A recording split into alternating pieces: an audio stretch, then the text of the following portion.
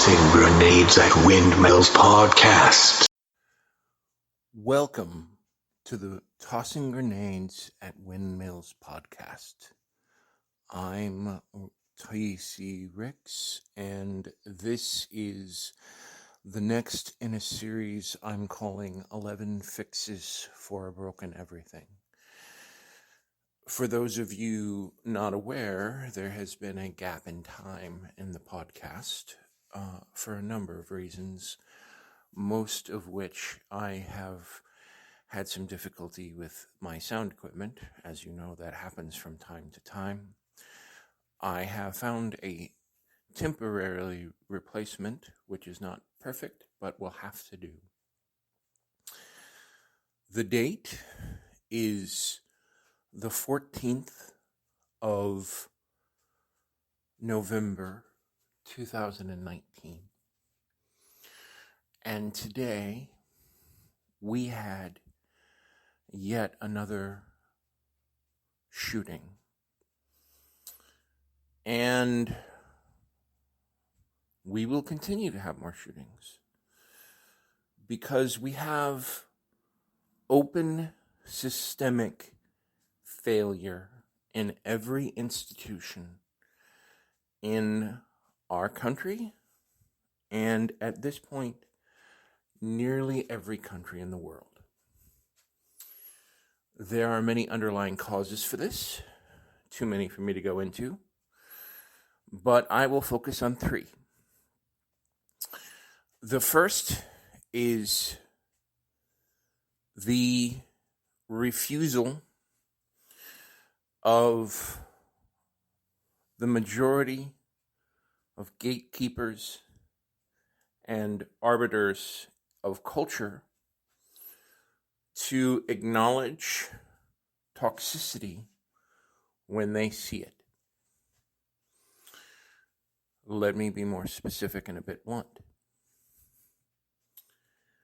In the book Outliers, there is an anecdote that changed my perception of everything about an expert that was called in by South Korean Airlines to fix the fact that they were having more crashes than anyone else. He conducted a systemic and total end-to-end review of everything in the airline, and ultimately discovered that it was the fact that Korean is a very hierarchical language. And as a result, critical information was not being passed from the pilot to the co-pilot. So they switched to English, which is a non-hierarchical language, allowing the pilot and the co-pilot to share critical information. Everything we do in our society, in civilization, especially advanced modern civilization, requires information to function. This is a no-brainer, but I'll spell it out for you. When you get up in the morning to go to your job, you get in your car, you drive on roads, and you go to your job. I don't care what your job is. Your job relies on some level on information. And no matter how much your individual job relies on information, the critical function of your organization, no matter what it is, relies on information.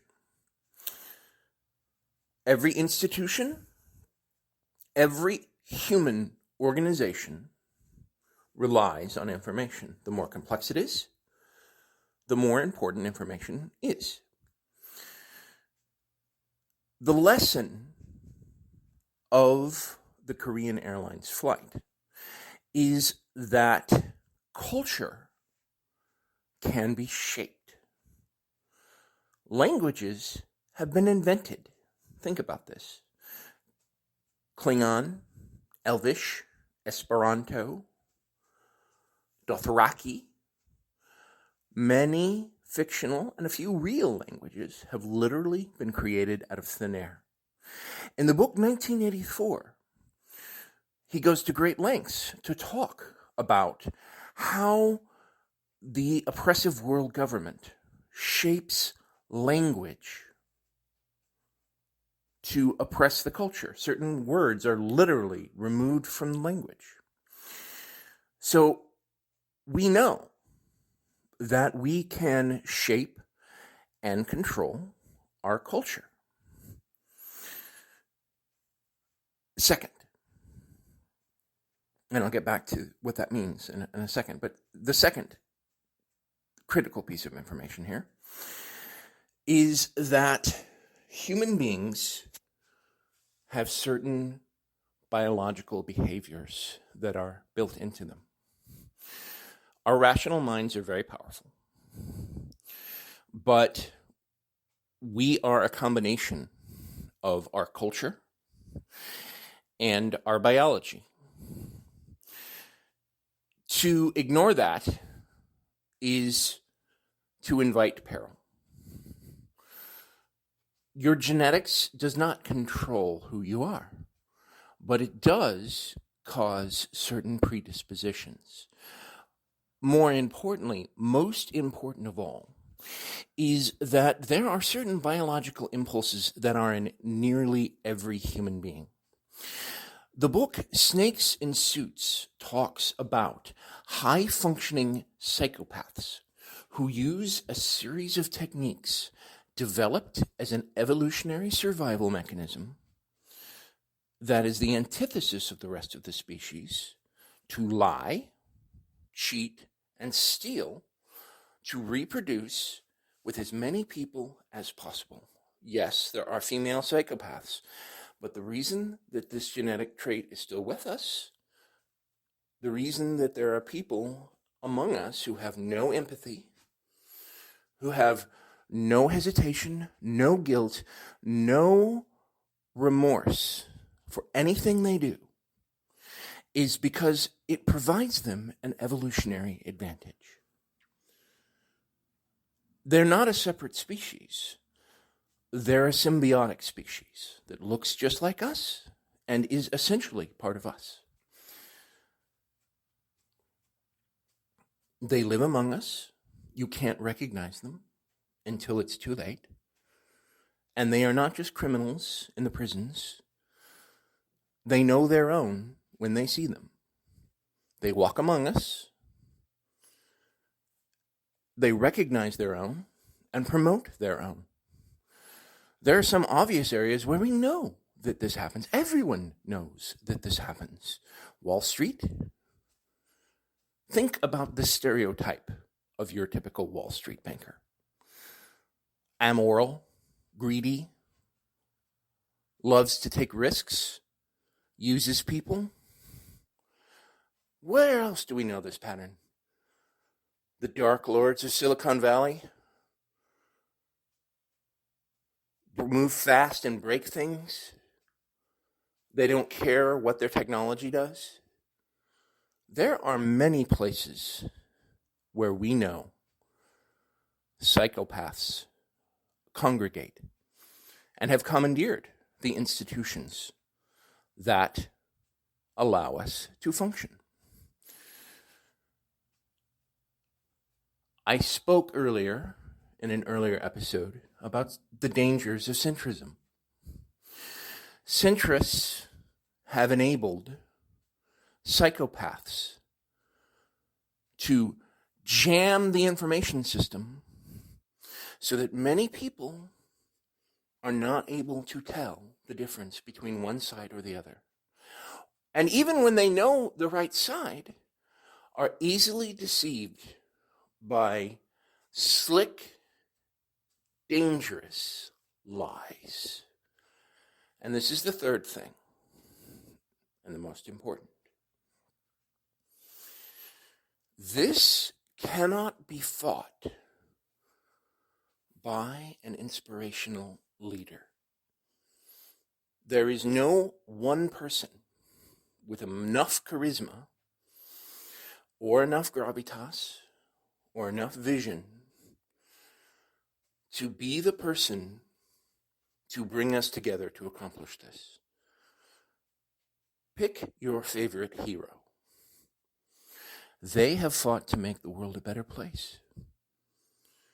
And whatever it is they accomplished, the world is still dark. The world is still broken and getting more broken all the time. In part because the Dark Lords of Silicon Valley have made social media, which is gamified to be as addictive as possible, and also cleverly filtered to their financial advantage. And now, as we have learned on Facebook and Twitter and pretty much every other social media in the world, made to serve psychopaths. Let's ignore politics entirely. We all know that the people in charge of these things are psychopaths. They are amoral. They do not care about us. They only care about themselves. We all know this. This is self-evident. So if there is no leader who can save us, and if there is a threat that is real, I'm not making this up, pick any psychology textbook, pick it up, read about what a psychopath is, read Snakes in Suits, read Outliers, and see how important culture is to the creation of an individual that can affect change, and understand that culture can be shaped, culture can be chosen. So if there is no great leader, what is the solution? The solution is the same one that I have spoken about in every chapter of this series. It is a decentralized, simple behavior with a simple set of rules that collectively we who are not psychopaths must enact. This is another one of those that, if enacted, and it's a very, very simple thing, it's like a paperclip idea, it will fix many, I'm not going to say all, but many of the problems that plague the world. This is my solution.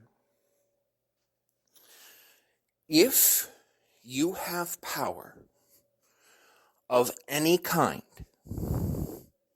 over other individuals, whether it is political power in elected office or administrative power in a government organization, or financial power where you start your own business, or parental power over children, or religious power over people who will believe your ideas, or psychological power over patients who you diagnose as sane or not, or medical power to decide the life and death of the people under you, or enforcement power as a law enforcement official, any kind of power. A landlord who determines how to set rent, a banker who moves large chunks of money around, any kind of power should require a psychological exam.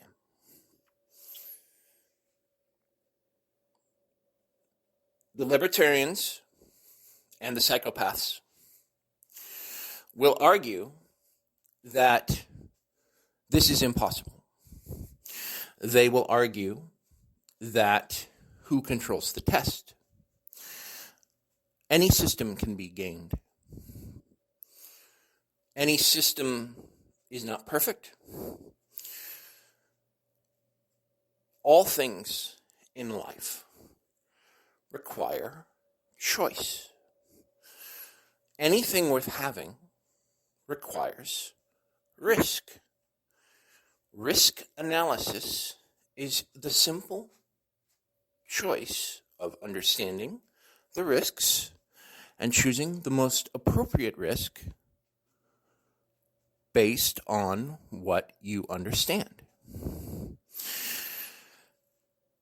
Here are your choices in risk of requiring a psychological exam for any form of power. You can risk having every institution as a tool to manipulate and enslave the majority of the non-psychopath population, to become their toy, to become their tool, to become their property. Or you can take a risk that the psychological exam will be co-opted and abused.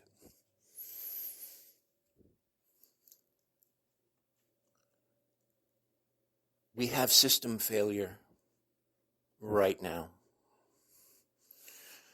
Every institution in our country has been corrupted and has been co-opted. You are very likely a slave and you don't even know it. The only solution, the only true asset we have is information and numbers. There are more of us than there are of them. Do you trust most people? You should. Most people have many flaws, but at their core, they have empathy. Don't take my word for it. Science shows this over and over again. The vast majority of people have at least some empathy. And yes, they can be tricked and they can be manipulated, or in certain cases, raised in a toxic culture to be servants for psychopaths. And it is very unlikely that they will ever choose to have empathy. And empathy can be beaten out of you if you are taught that empathy is a weakness, that tolerance of anything but the intolerant is a weakness. But there are still more of us than there are of them. And if we collectively demand a test to see if you are a psychopath, we will stop their accrual of power. Now, the next argument that you're going to make is, let's say we even have a test and we manage to prevent it from being gained. The system can be beaten. Look at lie detector tests.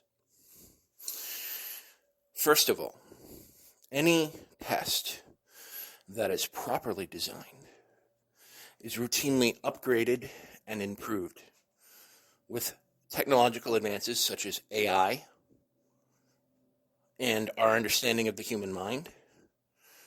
I think that your argument is fallacious, but for the sake of argument, let us use only current and known technology and simply say that, yes, right now, there are high-functioning psychopaths that can beat any exam. However, what you fail to understand is that at an institutional level, psychopaths know their own. Psychopaths can recognize subtle signs of other psychopaths, or potential psychopaths, or people who they can teach to behave like them. An individual psychopath who is not criminal can do a great deal of damage. However, the greatest damage, especially to our institutions, happens when a psychopath organizes other psychopaths around him, who builds a cabinet of psychopaths, who, in their hierarchy of psychopathic behavior, spread the cancer in our culture to the point that it almost destroys it. Some psychopaths might be intelligent enough to bypass this test, but not, well, for lack of a better word, the stupid ones. If you deprive these people of the tools, of their allies, of the easily used psychopaths, the ones that are not intelligent enough to pass the test, then you will stop them from enslaving you. Period. This is a simple thing and is self-evident to anyone who has the slightest bit of self-preservation and self-respect. Let me ask you, have you ever been an employee with a boss that treats you like you're nothing? Or a coworker whose lies has gotten you fired or framed or has stolen your work?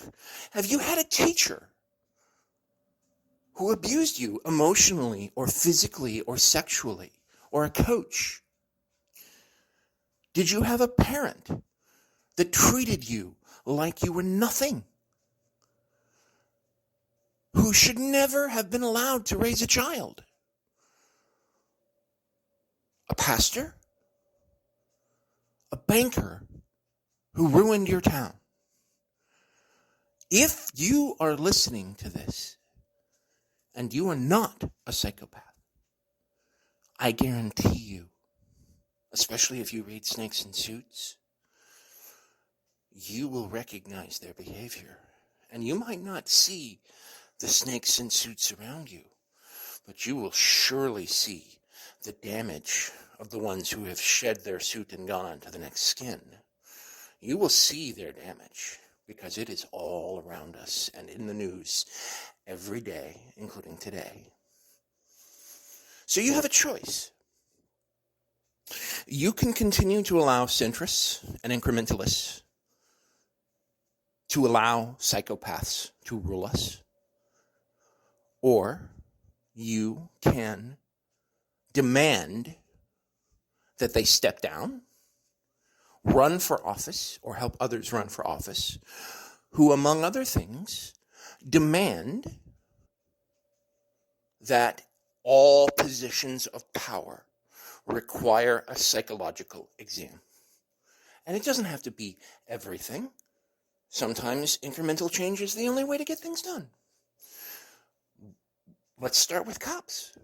Why should we allow a cop to carry a gun and murder people with impunity and lie about it?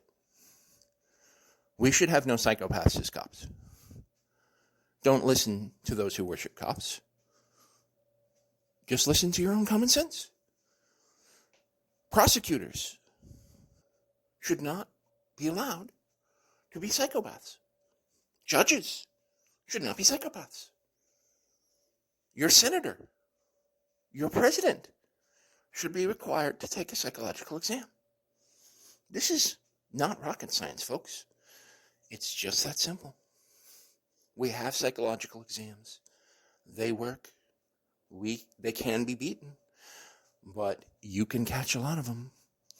Let me ask you, have you seen any really stupid psychopaths in the news lately? Yeah, I thought so.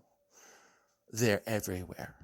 And a simple psychological exam would have prevented them from ever taking power. The sooner we start, the sooner we can start to clean up the mess. it's really important that if you agree with me, you do not empower the judges of our culture who have allowed this to happen. Centrists say that both sides are the same. Both sides are not the same. Both sides have problems. But the infection of psychopaths in one versus the infection of psychopaths in the other is not even close.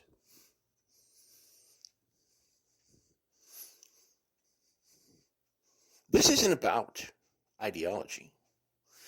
This is about truth. Let's go back to my original point.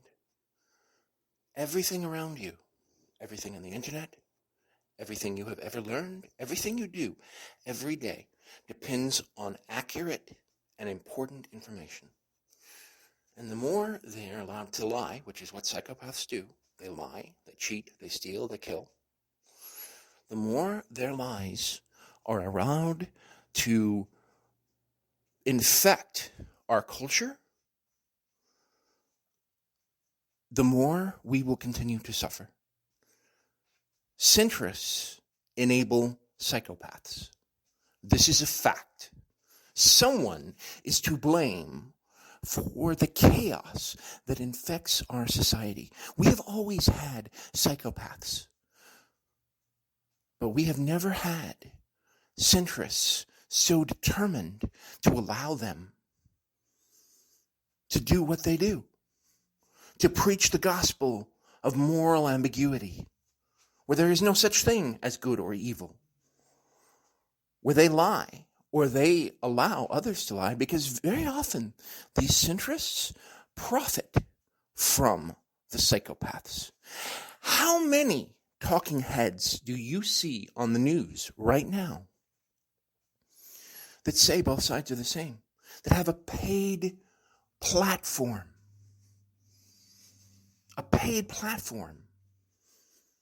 to say both sides are the same, and they get paid for it by psychopaths?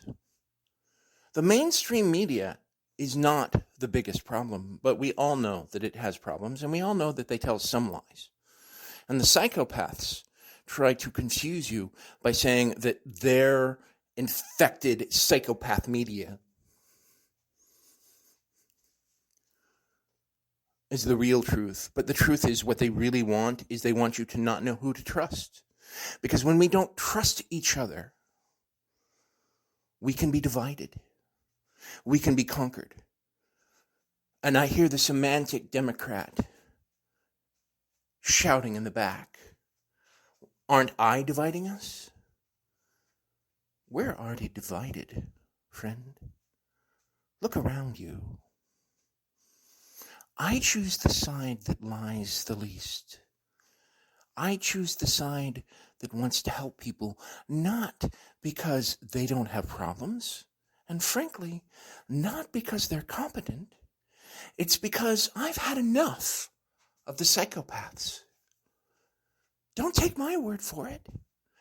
Everything I have said can be verified with your own eyes and common sense. Don't just listen to this. Tell other people about this idea. I don't need to take credit for it. Take credit for it yourself. The more people that push the idea that we need a psychological exam for any kind of power, the more steam the idea will get. The more we out these snakes in suits, the more protection we will have. It is the only hope that we have. Good luck.